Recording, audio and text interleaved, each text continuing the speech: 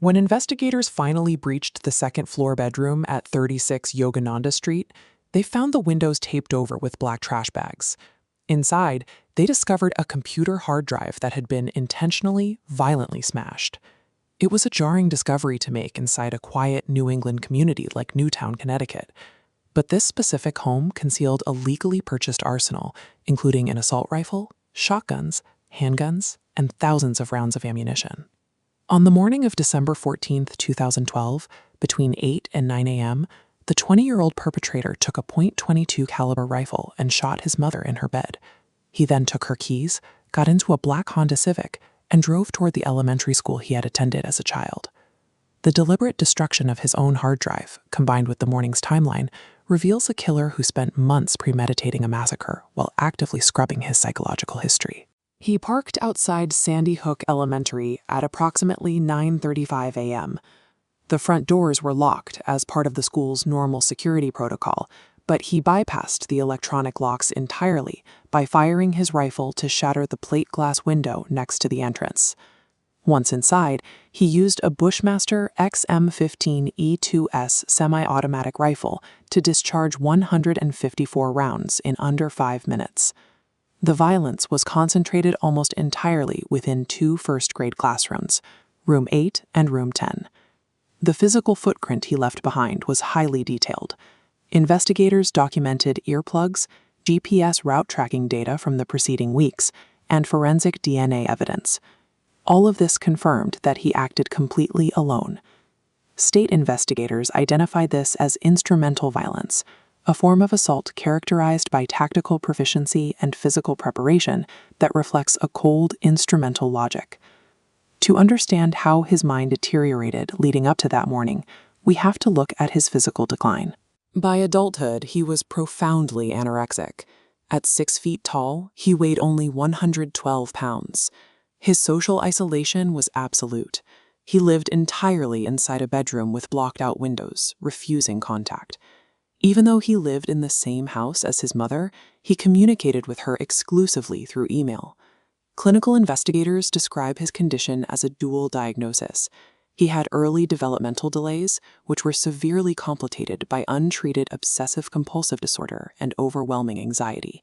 These conditions fed into each other, creating a compounding feedback loop of isolation. The official child advocate report was careful to note that developmental conditions do not cause violence.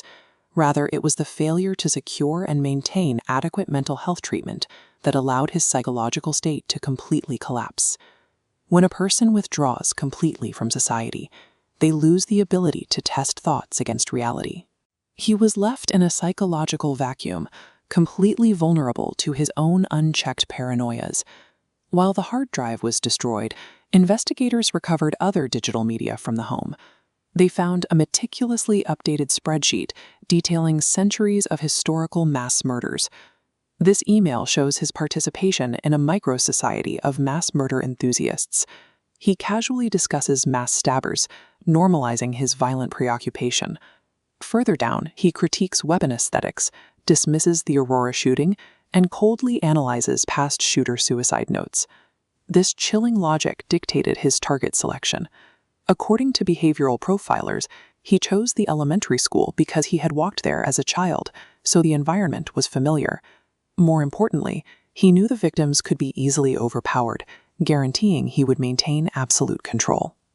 The investigation reveals a fatal cascade, a slow-moving progression where untreated mental illness, total isolation, and an unchecked violent obsession reached a lethal critical mass. Because the perpetrator destroyed his primary hard drive and took his own life as police arrived, a permanent vacuum of complete understanding exists. We will never know exactly what pushed him over the edge on that specific day. That vacuum of information quickly filled with toxic disinformation. Conspiracy theorists seized on the tragedy, inflicting severe secondary trauma on the grieving families by falsely labeling them and their murdered children as crisis actors. The families eventually fought back through the legal system. To bypass federal laws that generally shield gun manufacturers from liability, they utilized the Connecticut Unfair Trade Practices Act. In the landmark case of Soto v. Bushmaster, the plaintiffs argued that the manufacturer intentionally marketed the assault rifle to civilians by specifically touting its usefulness for waging war and outnumbering opponents. This legal strategy succeeded. It forced the national conversation to expand beyond the unpredictable psychology of an individual shooter, opening a new legal frontier examining corporate accountability in how deadly weapons are sold to the public. This excerpt from the official state advisory report highlights the profound danger of chronic social ostracism. When severe mental health issues go untreated, social exclusion actively threatens a person's psychological and behavioral systems.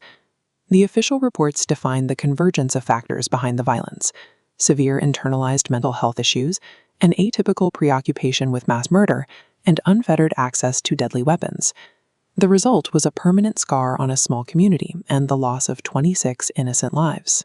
Sandy Hook demonstrates that mass shootings are rarely sudden breaks from reality. They are slow-moving, visible tragedies. Stopping them requires recognizing the warning signs of isolation, prioritizing early mental health interventions, and restricting weapon access long before a crisis point is reached.